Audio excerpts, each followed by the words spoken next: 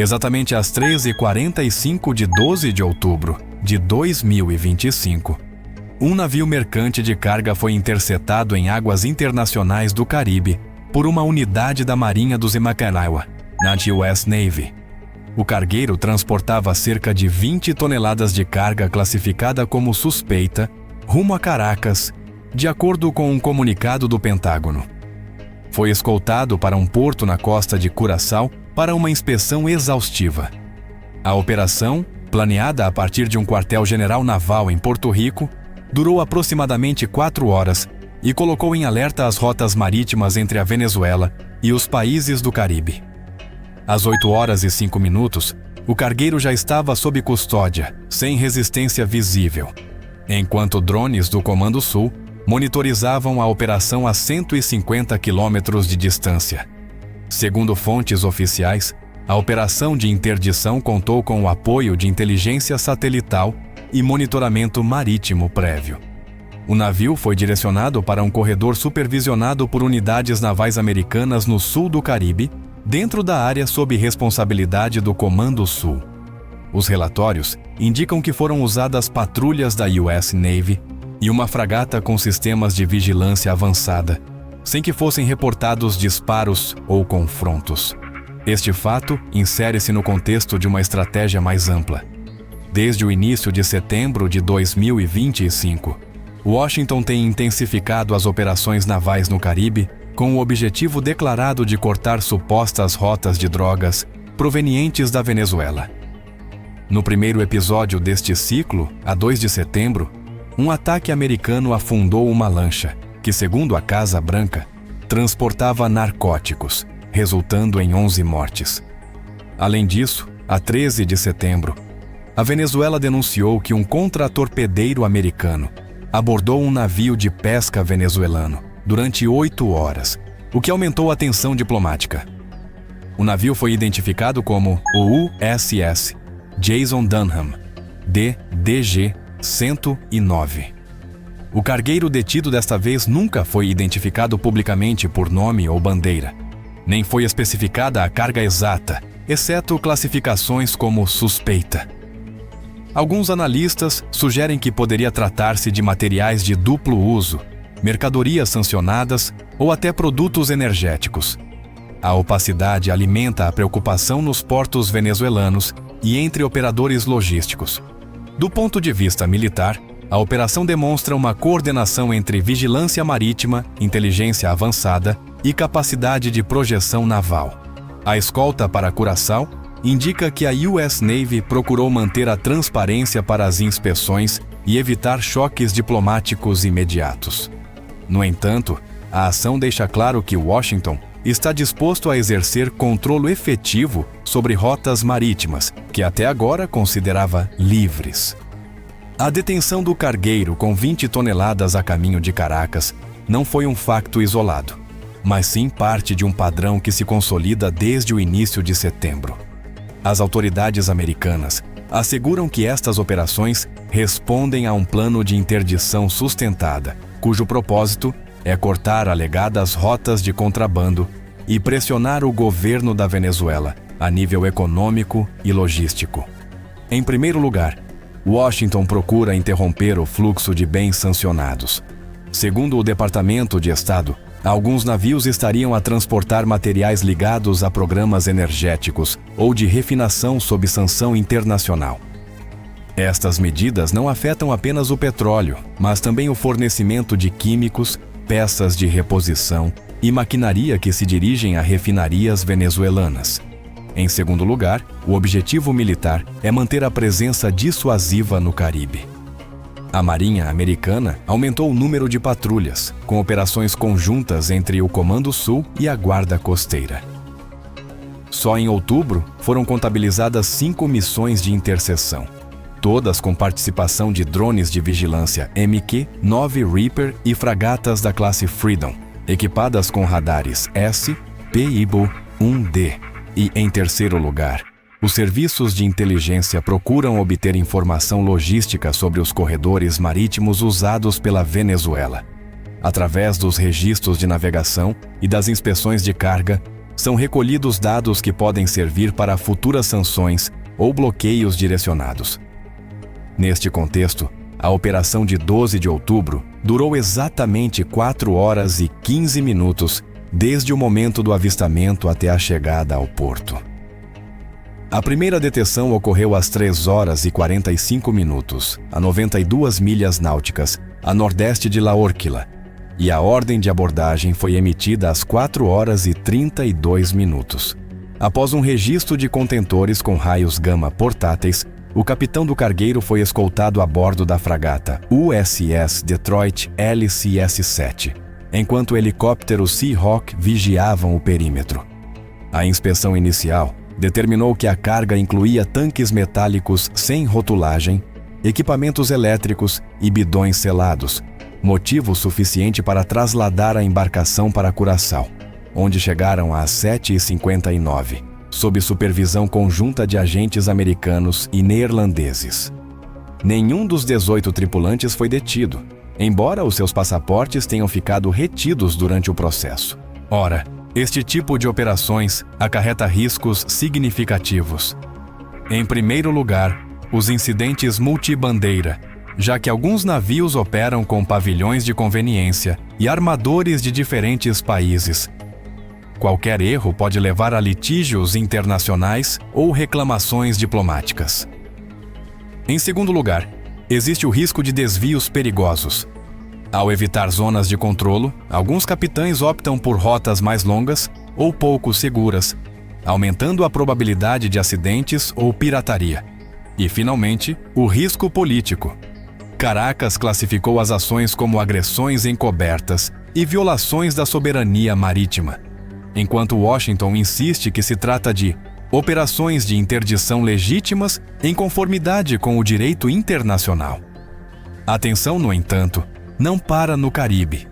Por trás de cada inspeção há um tabuleiro mais amplo que inclui comércio, portos aliados e controlo de rotas energéticas.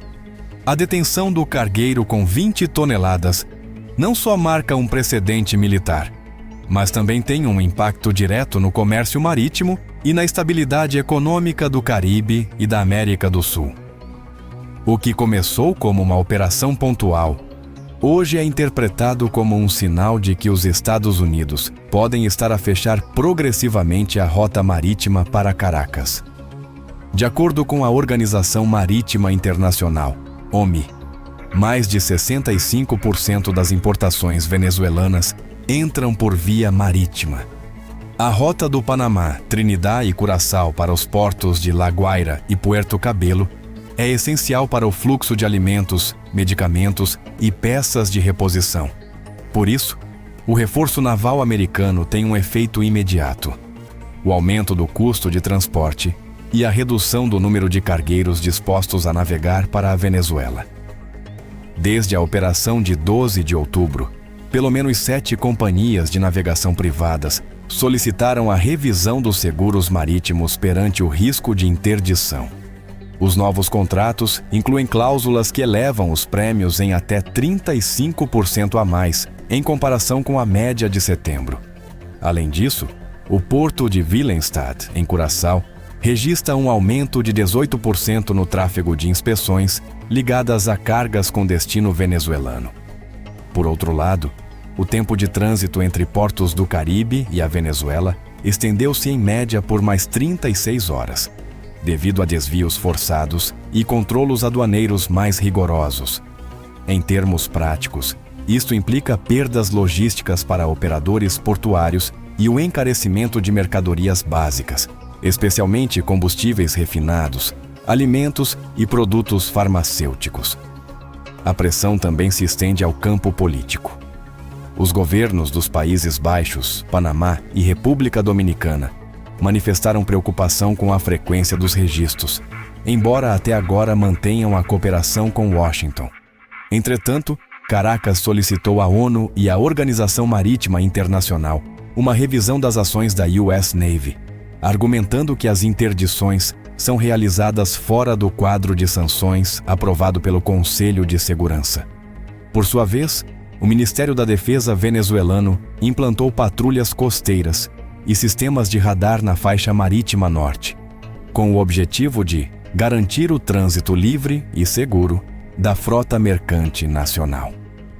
Às 21h de 13 de outubro, apenas um dia após a operação, o radar de Pampatar registrou o movimento de 2 fragatas americanas a 72 milhas náuticas do litoral venezuelano. No entanto, não foram reportadas incursões dentro do espaço marítimo jurisdicional. A resposta diplomática também incluiu chamados à ALBA e à CELAC para coordenar posições comuns face ao aumento do controlo naval. Paralelamente, a Rússia e a China, principais aliados comerciais da Venezuela, manifestaram interesse em monitorizar a situação e garantir que os seus carregamentos não sejam afetados pelos bloqueios. O Caribe torna-se, assim, o novo ponto de tensão logística e política. Cada inspeção, cada abordagem, reconfigura os equilíbrios entre soberania, comércio e poder militar. A operação, que começou às 13h45 de 12 de outubro de 2025, concluiu com uma inspeção exaustiva do cargueiro no porto de Willemstad, Curaçao, quase 14 horas depois.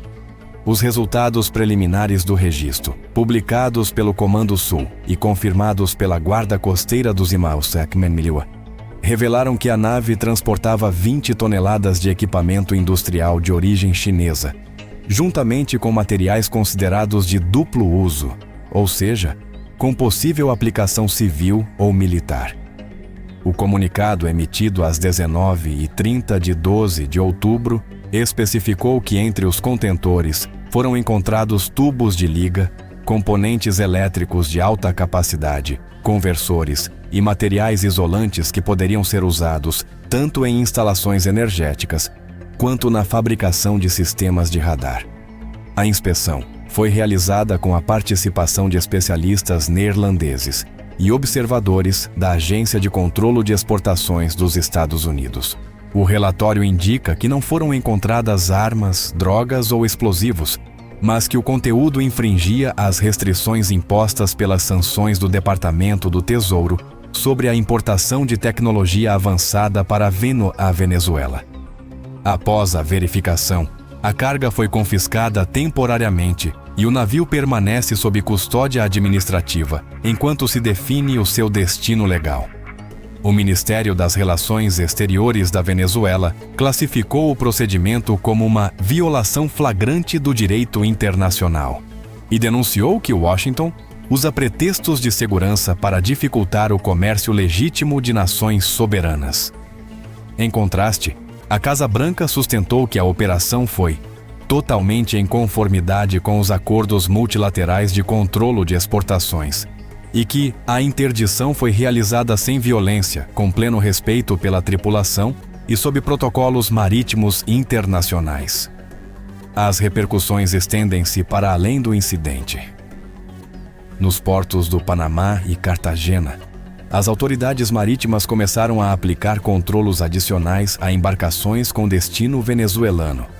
Além disso, seguradoras internacionais alertaram sobre a possibilidade de um risco de embargo indireto, o que poderia encarecer ainda mais o comércio regional.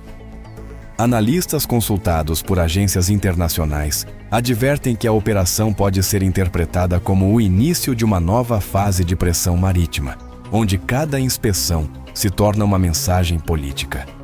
O Caribe, historicamente zona de trânsito comercial, perfila-se agora como um corredor de segurança estratégica sob o olhar permanente de Washington. Com esta ação, os Estados Unidos enviam um sinal claro. Controlarão o fluxo marítimo para a Venezuela com uma margem mínima de tolerância. No entanto, o verdadeiro impacto não será medido apenas em toneladas apreendidas, mas na capacidade das rotas comerciais de se manterem operacionais perante a pressão política e militar. O caso continua em aberto e as repercussões estão apenas a começar. Agora queremos saber a sua opinião. Acredita que esta operação faz parte de uma estratégia legítima de controlo marítimo ou é uma medida de pressão política contra a Venezuela? Deixe o seu comentário aqui embaixo e conte-nos como interpreta este movimento no Caribe. A sua opinião ajuda-nos a entender melhor o impacto real deste tipo de ações.